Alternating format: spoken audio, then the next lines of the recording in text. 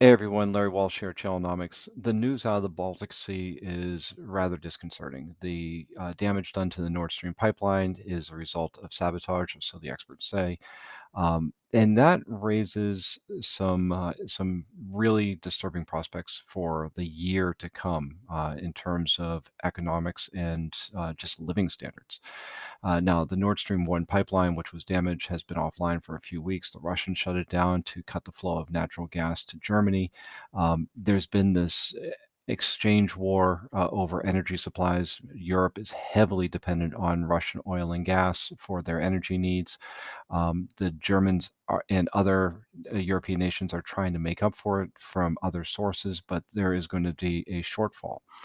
The reason why this is disconcerting is not because the damage is extensive, it's repairable. The line could be turned back on, but the disruption of flow of energy is not the only commodity that's been affected by the Ukraine war.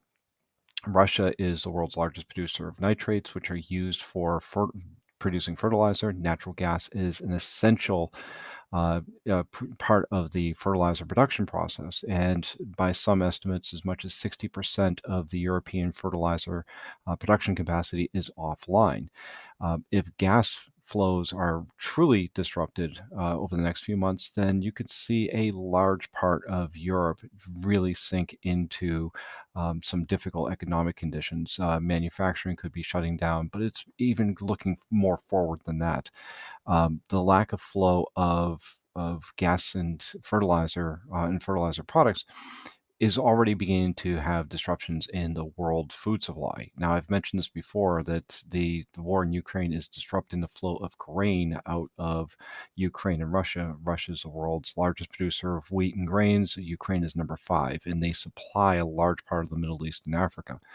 But the lack of fertilizer is already putting a crimp on agricultural production in other parts of the world, in North Africa, in South Africa, the southern part of Africa, and also in Europe.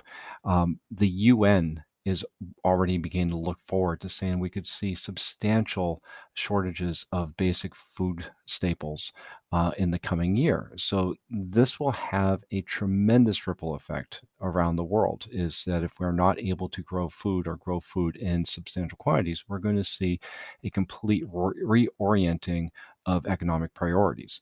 Now, the inflation rate that we've been seeing in the US and Canada and much of Europe has already had a shift in spending priorities. Now, this is one of the strange things about these recessionary conditions is that we see high inflation, but we're not really seeing a reduction in spending.